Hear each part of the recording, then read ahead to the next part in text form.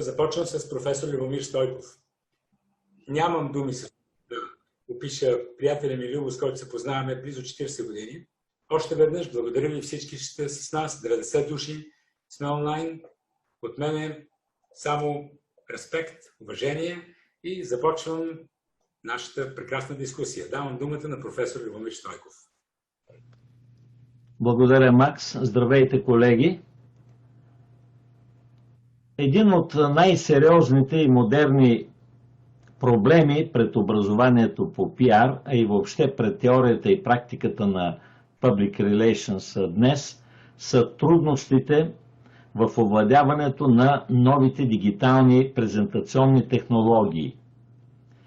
Друго сериозно предизвикателство са сривовете в грамотността на PR специалистите, също така влошаването на имиджа на PR-а като дейност, професия, статус и образование, растящия дисонанс между комуникационното образование и реалните потребности на PR практиката, достоверността в PR публикациите, в това число и манипулирането чрез фалшивите новини и не на последно място неясната и дефокусирана перспектива на Public Relations като образователен ценз и като професионален статус.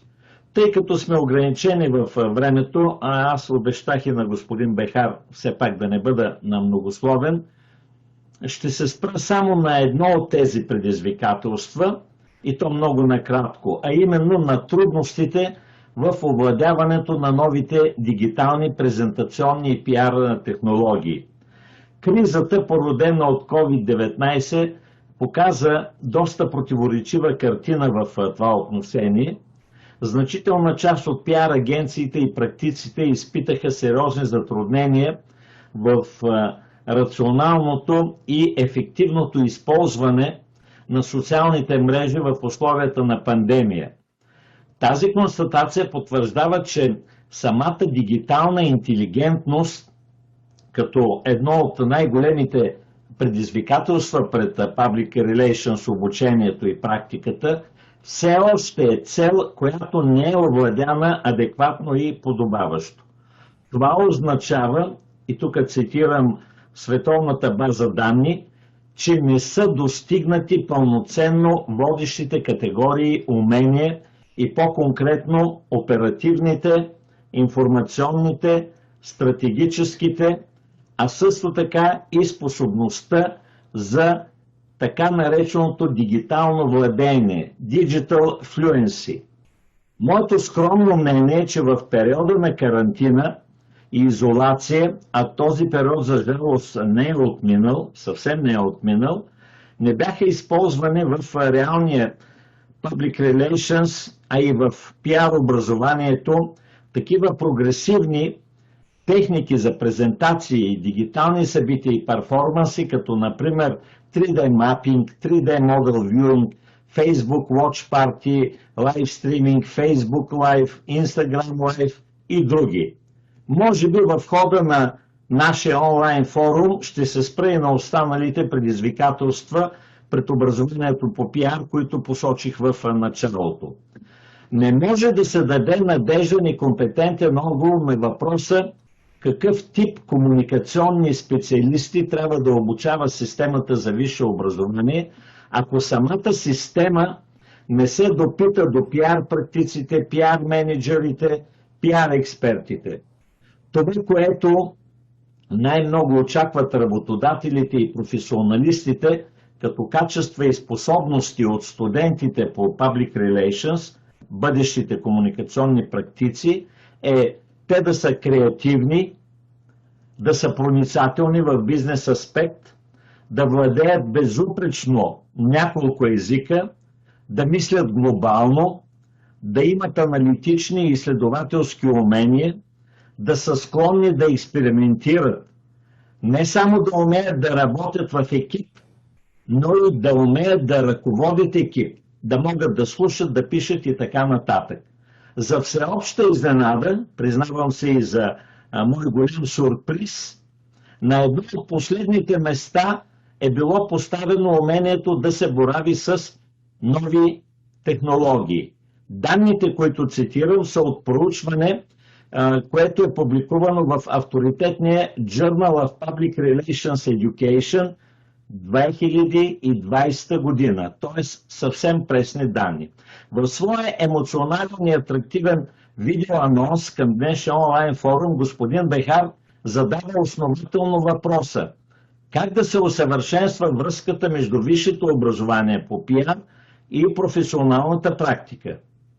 Моят отговор е, че в момента тази връзка се реализира чрез няколко форми на обучение: майсторските класове, извън аудиторната ангажираност и нещо, което тепърва предстои, реформирането на учебните планове и програми. По няколко думи за всяка една от тези форми на обучение. Майсторските класове. В тях гостуват утвърдени пиар менеджери, комуникационни специалисти, директори на дирекции за корпоративни комуникации, собствени на пиар агенции и други. Не крия, че давам пример с магистърската програма по връзки с обществеността, на която съм ръководител и в която много от тук присъстващите са гостували тъкмо в ролята на такива водещи на майсторски класове. От една страна, тези майсторски класове предават своя опит чрез представяне и анализиране на ключови казуси от своята комуникационна практика, а от друга страна съвсем конкретно стимулират и мотивират студентите, като ги вземат на стаж в организациите си или ги назначават с трудови или граждански договори. Един от най-ярките примери в това отношение е Максим Бехар и неговата компания N3 Communications, в която са стажували, а в последствие постъпили на работа много студенти от магистърската програма по връзки с обществеността в УНСС, които и в момента участват в този форум. Преди малко Макс се скара на Петя Кантарева за нещо си за камера или не какво, но тя също е между тези, Меги Семерджева, и да не ги изброявам. Втората форма на обучение, скъпи приятели, това е извън аудиторната ангажираност на студентите по връзки с обществеността. Тя включва стажове по време на обучението в пиар агенции, дирекции по корпоративни комуникации, в държавни или в частни организации, структури, институции с нестопанска цел и така нататък. От личния си опит на университетски преподавател от една страна и пиар менеджер от друга мога да споделя каква огромна полза за студентите има привличането им в организирането на специални събития, пресконференции, комуникационни кампании, акции в ролята им на сътрудници, помощници в различни фази и сектори на тази дейност. Без значение дали участват като пиар или бекстейдж асистенти, без значение дали усилията им са повече в креативната или пък в организационно-техническата сфера. Това, което те вършат в тази естествена професионална среда, наистина е незаменимо и безценно.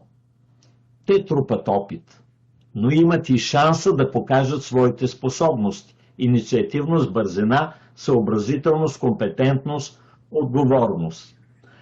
Друга форма на обучение и по-скоро моето очакване, предполагам общото ни очакване е тъкмо в тази посока, е реформирането на учебните планове и програми, което следва да бъде максимално ускорено и подобрено, качествено подобрено. Какво имам предвид? Досегашните планове и програми за обучението на студенти по Public Relations, медии и комуникации, в частност учебните дисциплини, в по-голямата си част са прекалено абстрактни, демодирани, ненужно дидактични и откъснати от реалния живот, от конкретната комуникационна практика. Причината за това е, че много от преподавателите са от така наречения кабинетен тип, т.е. те могат да излагат и да интерпретират теоретични възгледи, школи, концепции, както и така много убедително да обясняват алгоритъма на една комуникационна кампания, техниките и технологиите, но те нямат и елементарна представа за прилагането им в съвременната практика. Не отричам смисъла на комуникационната теория и наука, най-малко аз бих могъл и би следвало да го правя, но апелирам по-категорично и императивно да залегне в критериите за академично израстване и хабилитиране изискването за сериозен професионален опит. В момента няма такъв критерий. Висшето образование плаче, казано образно, за навлизането на свеж въздух от пиар практиците, от комуникационните специалисти като цяло. Промените в Закона за висшето образование от 2018 година вече позволяват реално и трайно, а не временно и като гостуващи лектори, най-успешните експерти и специалисти от професионалната практика да водят лекции в университетите като равностойни на титулярните преподаватели в пропорция до 20% от общия хорариум за магистърските програми и до 10% от хорариума и учебния план на студентите в бакалавърската степен. Кои са бъдещите опори на пиар образованието? Според доктор Сандра Дюхе от Института за Public Relations в Съединените щати, институт, всички знаете, той е основан още в 1956 година, връстник е на Максим Бехар. Трите стълба на пиар образованието в бъдеще са умение за бързо мислене напред, т.е. студентите да се подготвят не само за първата им работа, а и за третата и даже за четвъртата професионална позиция на високо управленско ниво. Второ, интердисциплинарното обучение, което ще позволи на студентите да се формират като успешни decision makers. И трето, развиването на аналитичните студентски умения. Аналитичните студентски умения. Аргументът тук е, че аналитичният ум има възможност да синтезира, филтрира и използва информацията. Присъединявам се към така формулираните три кита на пиар образованието, но ще добавя и още един стълб, кит или може би най-коректно казано, още едно качество, което по-съвършената система на пиар образованието трябва да изгражда от студентите по връзки с обществеността. Това е тяхната все по-детайлна, конкретна и прецизна специализация в сферата на секторния пиар, бил той корпоративен или персонален, или пък съвсем фрагментирано културен, артистичен, бизнес, медицински, институционален, военен, космически, лайфстайл, спортен и така нататък. Бъдещето на пиар образованието не трябва да пренебрегва един парадоксален на пръв поглед прочит на съвършения комуникационен специалист с много богата обща култура, обща информационна култура от една страна и с задълбочени познания в конкретния сектор, социален, икономически, културен и развлекателен. Изразявам благодарност към Галя Кондова за асистирането ми на участието в този толкова навременен и стойностен онлайн форум на тема "Модерен прочит на образованието". Още веднъж адмирации за господин Максим Бехар и неговия чудесен отбор от M3 College. Благодаря.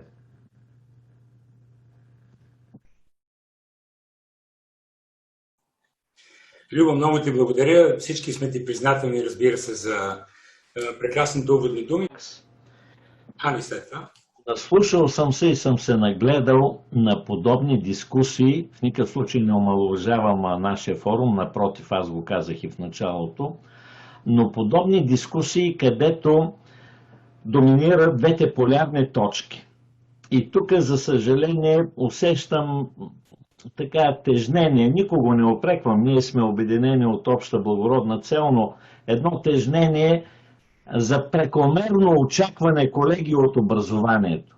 Много ви моля, забравете за това нещо. Имам 40 години университетски опит. Три неща са тези, на които уча моите студенти.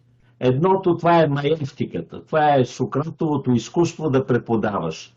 не да му налееш формулите, дефинициите, концепциите, схемите, а маевтика. Това означава да акушерско изкуство, да акушираш на мисълта, тя да се роди. Направи ли го един преподавател, това е предостатъчно.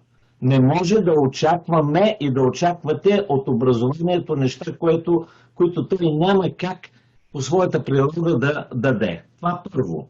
Второ, всички отлично знаем съдържанието на термина self-made man. Тоест, тук виждам въпрос от Виктория, която пише: негатив ли е факта, че не всички започват стажове още през втори курс? Какъв ти втори курс? И Симона го каза преди малко. Аз си спомням като първокурсник, ти започваш веднага, говори за самия студент. Не да чака сега по административен път да му кажат, ами ти в четвърти курс имаш 4 месеца или 6 месеца стаж. Така че никога не трябва това да забравяме. Да нямаме тези прекомерни очаквания от висшето образование, да бъдем и студентите най-вече да бъдат едни доброкачествени хулигани в това отношение. Да не се съобразяват с рамките, с административните условности, пречки и така нататък и така нататък. Често пъти, когато се говори на ангро негативно към образованието, това просто означава некомпетентност и непознаване на същността. Аз бях завладян от патоса на Ники Кънчев, въпреки че знам мнението му, но той, чухте го колко разпалено говори за това, че няма как без образование, без теоретична основа не може нищо сериозно да се свърже. Знаете ли, че аз, ако не съм етичен и коректен, мога да ви изброя 10 имена на топ 10 най-добрите български журналисти и пиари, или едни от най-добрите, изключвам моят приятел Макс, но които са идвали при моите студенти в аудиторията, големите практици, и са се проваляли. Защо? Ами защото нямат методическо мислене, нямат структурно мислене, нямат логика, приемственост от просто към сложно, от индукция към дедукция или от дедукция към индукция. Те се провалят, защото за 45 минути си изпяват цялата песен и студентите казват: да бе, беше интересно, но какво точно, как? Никога не бива да забравяме. И моят скъп приятел, доцент Севезлиев, и другите колеги отлично знаят колко е важна тази методика, тази приемственост, тази аргументираност в науката. Така че тук много колеги, явно ние се ориентираме, рано е да се каже, но към тази хармония, към този красив и стойностен баланс между науката и между живота, между теорията и практиката. Ще приключа това мое включване с книгата на Максим Бехар. Тя би трябвало да е тук някъде, да ме е под ръка. Леглото ти. Не, Макс, не само ти, имаме и аз, виж, настолна книга. Колеги, аз, понеже представях, рецензирах, изчел съм 3 пъти, да ми го показвам моите бележки, които съм си водил. Ако Макс не беше приложил научен подход, методологичен подход, с тези уникални интервюта и анкети от целия свят, извинявайте, и Макс, извинявай, 5 пари нямаше да струва тази книга. Казвам го с голяма обич, с респект и с уважение и към теоретиците, и към практиците. Благодаря. Връщам се към първия проблем, който ти спомена и който аз също откроих в встъпителните си думи. Това е лошия и влошаващия се имидж на пиар професионалистите. Много са причините, но 2 от тях са свързани с образованието. Нека всеки от нас, не на глас, все пак етично да подходим в главата си, да прехвърли няколко имена на най-големите изменници в България, които се представят за пиар специалисти, пиар менеджери, имиджмейкъри. Кои са тези хора? Хайде ще подскажа: фалшиви хора.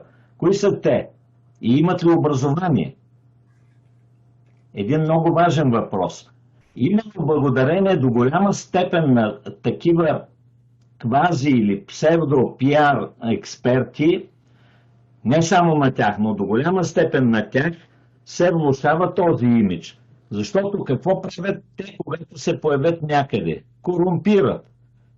Не знам дали се е сблъсквал, но ако не, тя много нейни колеги отиват, опитат се да пробутат нещо, било в телевизия, във вестник, било директно с заплащане, било с подаръци и така нататък.